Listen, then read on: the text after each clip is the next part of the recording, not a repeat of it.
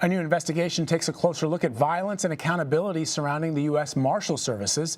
According to the Marshall Project, at least 177 people were shot by a U.S. Marshal or local police officer helping in an arrest between 2015 and 2020. 124 people died from their injuries, and while marshals are deployed to arrest suspects on federal warrants, nearly two-thirds of arrests were suspects wanted on local warrants. Something to note, no U.S. Marshal has ever been prosecuted following a shooting, and the department does not carry out investigations when a shooting occurs. It is the image many thought they would never see.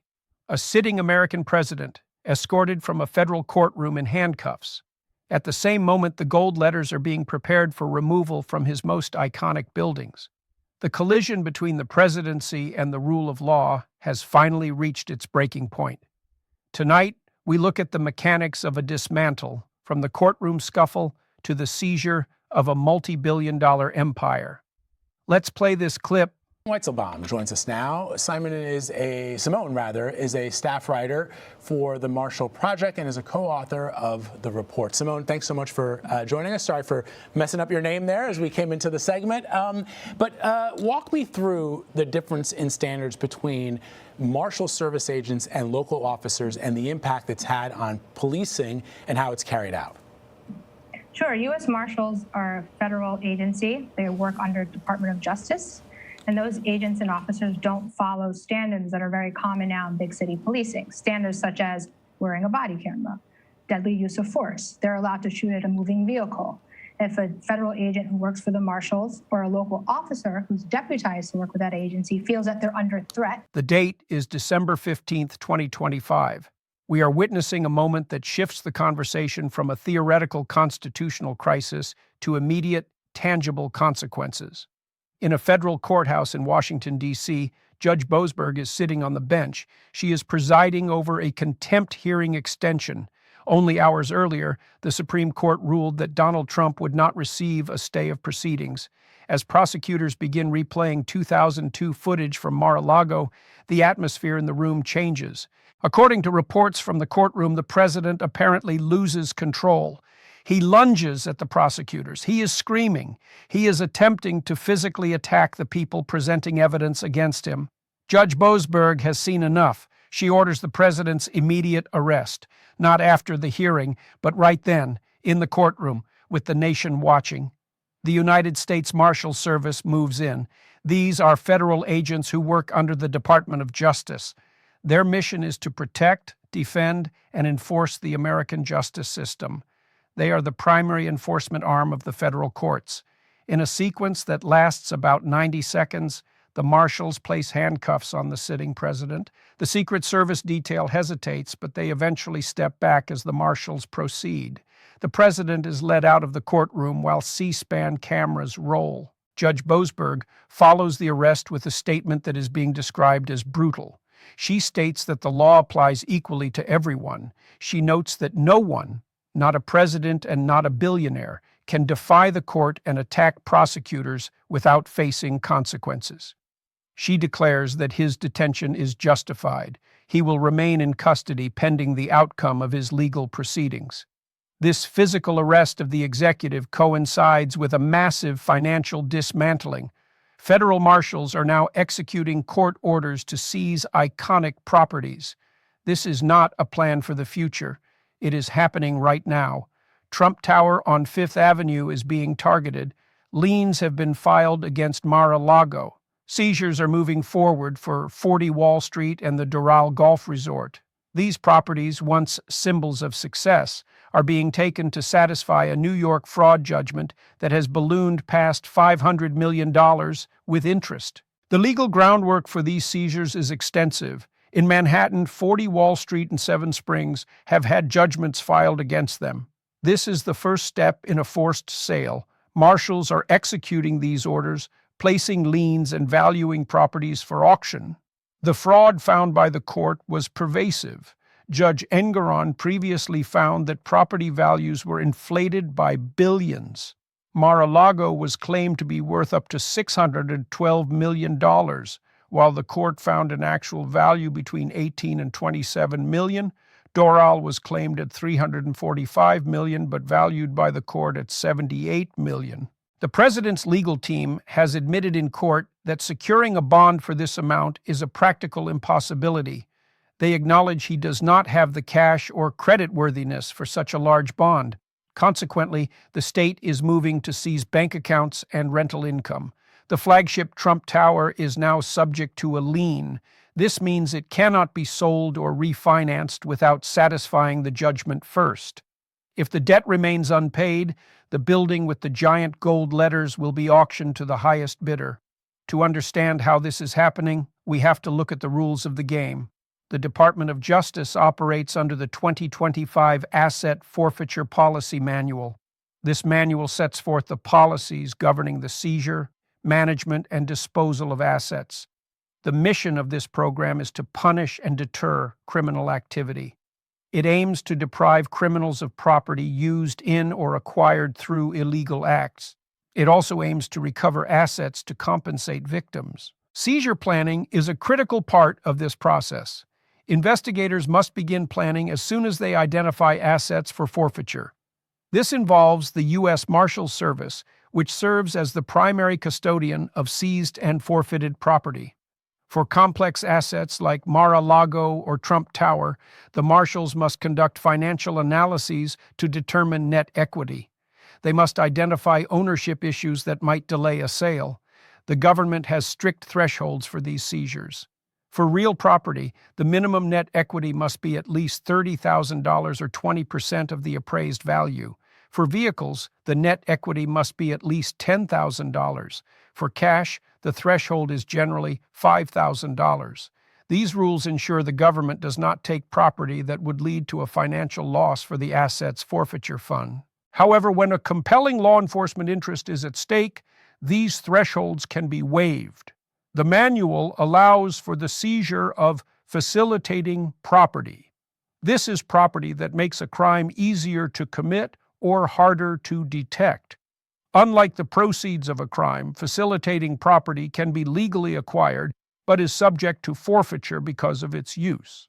Prosecutors must demonstrate a substantial connection between the property and the criminal activity. In the current situation, the U.S. Marshals are not just taking buildings, they are taking operating businesses. The Asset Forfeiture Manual generally warns against seizing operating businesses because they require third-party expertise. They also come with liabilities. Usually, the government prefers a restraining order that allows the business to continue operating under the review of the Marshals. But in cases where the debt is massive and unpaid, a forced sale becomes the only option. The process is methodical. Judgments are filed in the counties where the properties exist. This creates the lien. Then, appraisers value the properties for auction. Auction houses prepare to sell. Public notices are filed. Eventually, the property goes to the highest bidder. The proceeds satisfy the judgment. Any excess would go back to the owner, but only after the debt is paid in full. As these properties move toward auction, another legal development has occurred. On January 8, 2026, a federal appeals court rejected an attempt to slow down the classified documents case.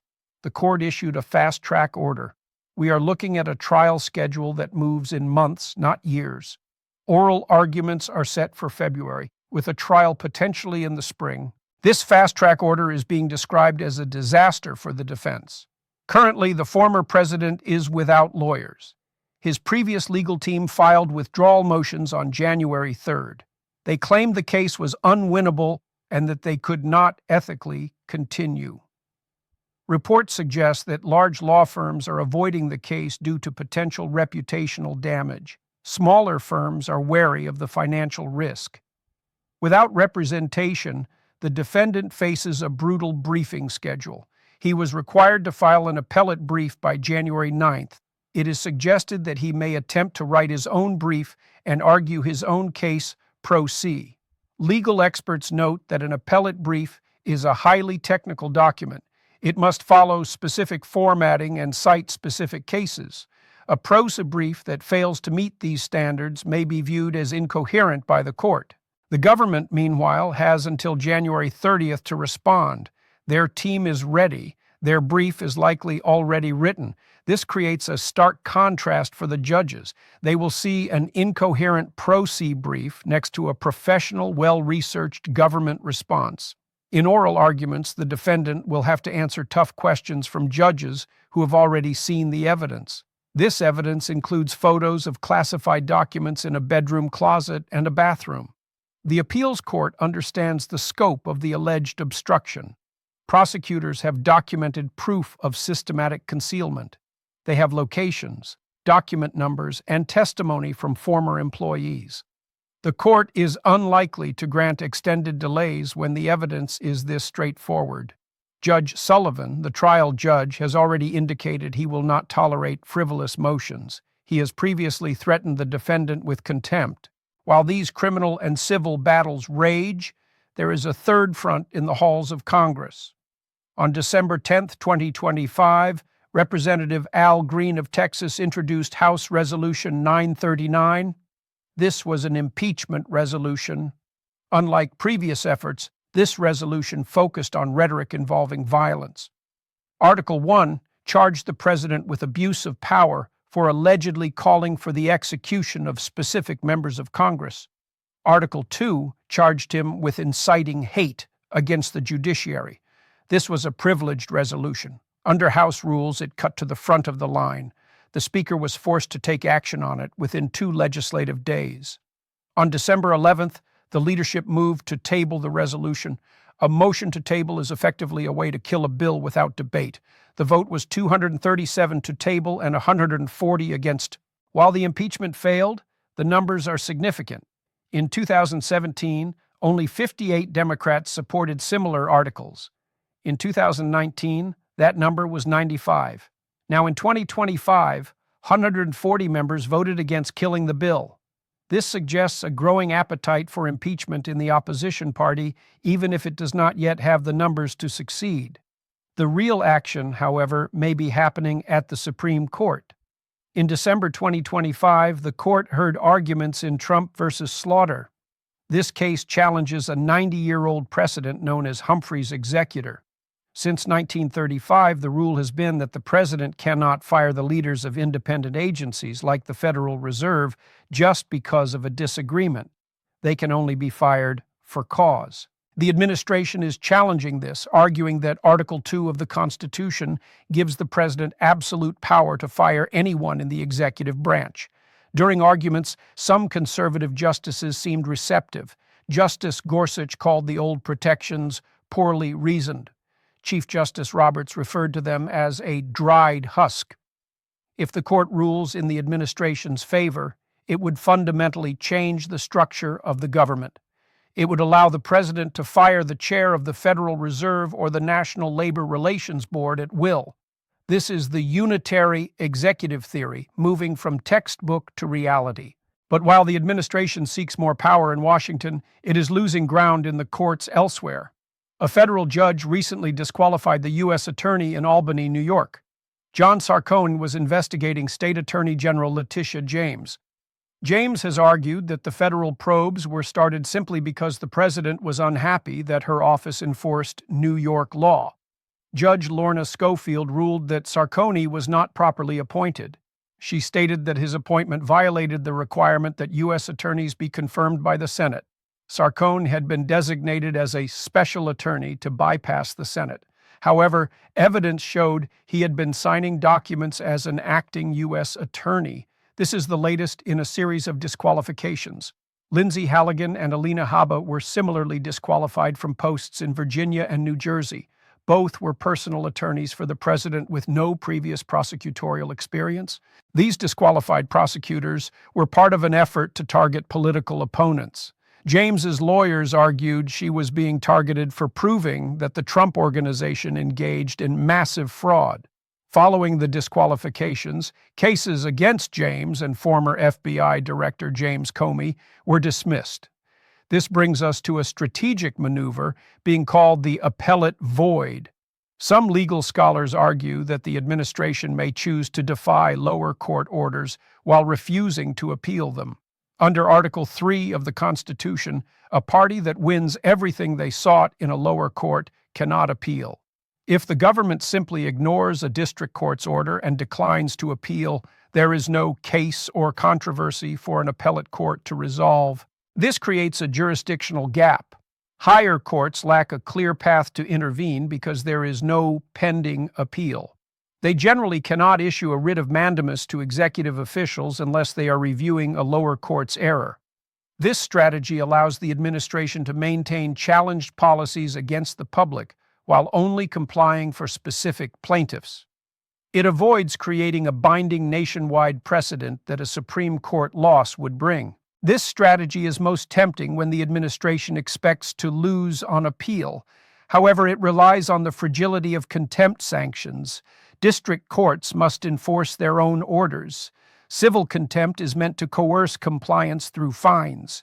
But if an official claims compliance is impossible without presidential approval, the court faces a dilemma. Criminal contempt is even harder to enforce. It requires a prosecutor and proof beyond a reasonable doubt. Most importantly, it is subject to the presidential pardon power. Ultimately, all contempt enforcement depends on the U.S. Marshals Service. By law, marshals must obey and execute all orders of the federal courts, but they are also part of the Department of Justice. The marshals report to the Attorney General, who is appointed by the president. A president could threaten marshals with termination or direct the Attorney General to cut their funding. There are other tools. Courts could impose personal fines on officials or sanction government lawyers. Under Federal Rule of Civil Procedure 4.1, courts may have the power to appoint someone other than a marshal to enforce a civil contempt order. This could include court security officers, probation officers, or local police. While this would be breaking new ground, the legal tools are there. The mission of the U.S. Marshals Service is clear. They provide security for federal court facilities and the safety of judges. They execute federal court orders, they seize assets and manage their disposal. For the fiscal year 2023, the Marshals' budget request was nearly $4 billion. They operate over 550 offices across 94 judicial districts. They are responsible for moving over 64,000 detainees each day. When we look back at the arrest on December 15th, we see the Marshals fulfilling this mission under extreme pressure. They determined that a judge's lawful order to arrest took precedence over presidential protection. They demonstrated that the rule of law does not carve out exceptions for the powerful. The political fallout from this arrest is immediate. Reports suggest that fence-sitters in Congress have realized the situation is final. The count for impeachment reportedly shifted to 265 votes following the footage of the arrest. A significant bloc of Republicans appears ready to vote with the opposition. Public polling taken after the arrest shows a massive shift in consensus. Financial markets halted trading as investors reacted to the news. However, analysts suggest that markets prefer clarity. A president in custody provides a definitive end to months of uncertainty. We must also look at the long-term mechanics of the forfeiture that follows such an arrest. A criminal forfeiture is not final until the defendant has been sentenced.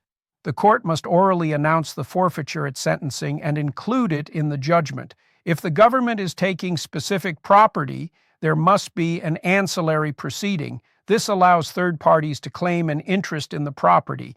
Title to the property does not pass to the government until the court resolves all third-party petitions. This is why the U.S. Marshals are methodical in their property seizures. They must ensure that innocent owners and lien holders are accounted for. Under the 2025 manual, innocent owners have first priority for distribution. They are followed by lien holders and then victims. The government generally opposes claims of constructive trust in fraud cases. This is because such trusts require victims to trace their money directly to the seized funds. This can turn a forfeiture into a costly, competitive litigation between victims. Instead, the government prefers the remission process. This allows all victims to recover funds on a pro rata basis. Restoration is a faster alternative. It allows forfeited funds to be transferred to the court to satisfy a restitution order. This only happens if both forfeiture and restitution have been ordered. The victims in the restitution order must essentially match those who would qualify under remission rules. Tonight, as we watch the Marshals secure buildings on Fifth Avenue and in Palm Beach, we are seeing the end of a branding era. Even if the former president recovers financially, the symbolic loss is permanent. He can never reclaim Trump Tower with his name on it. He can never restore the domain of Mar-a-Lago. The brand is being dismantled to pay for the fraud that allegedly built it. The events of the last few days, the disqualification of loyalist prosecutors, the fast-tracking of classified documents trials, the impeachment vote, and the physical arrest of the executive all point to a single conclusion. The American institutional framework is under its greatest test. Whether the Marshals execute lawful orders as required by law determines whether judicial checks are real or illusory. The law says the Marshals shall execute all lawful orders. This is a mandatory obligation, not a suggestion. The imagery of the president in handcuffs and his buildings being seized is more than a spectacle. It is the functioning of a system where no one is above the law. The next 48 hours are likely to be the most consequential in modern history. We expect more movement on the impeachment vote and the ongoing criminal trials. The transition of power and the enforcement of court orders will continue to play out on the world stage. The rule of law is not a fast process. It takes years. It requires courage from judges and persistence from investigators. But as we see tonight, it happens eventually. The system is demonstrating that wealth and power do not grant immunity. Accountability is happening. We will stay locked into these developments as they happen. This is what justice looks like when it actually works. A president acts, courts hold him accountable, and the country moves forward. This is the conclusion of a political career that was built on a specific image of success. That image is now being stripped from the landscape by the very Marshals sworn to protect the courts. It is an ending defined not by triumph, but by shame and historical judgment. As the gold letters come down and the prison doors close, the historical lesson is clear. You cannot build a career on lies about wealth or commit fraud without expectation of consequence. The system catches up, the law still applies, and tonight we are all witnesses to that reality. For those following the headlines, the noise of the internet can be distracting. There are simulated panics and fictional scenarios, but when you strip away the digital noise, you find the real fire underneath. The real war is in the courtrooms and in the ledgers of the U.S. Marshals. This is not a partisan moment. It is a moment about whether the United States remains a country governed by law or is subject to the whims of powerful individuals. The actions of the Marshals and the orders of the judges have given us an answer. Stay tuned for more. The rule of law has spoken, and we are here to document every step. To summarize the current legal standing of the defendant, he is in federal custody facing charges of assault and contempt of court. He is facing an expedited trial for classified documents without legal counsel. His primary assets are under lien or being prepared for auction to satisfy a $500 million judgment. His hand-picked prosecutors have been disqualified for improper appointment.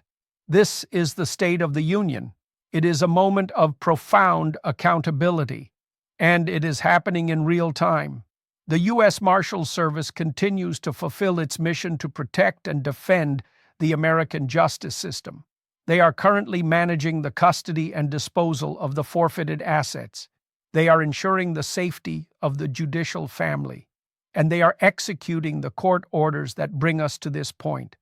The image of the sitting president being led away will define this era. It is the moment accountability became unavoidable. We will keep you updated as these events unfold. Good night.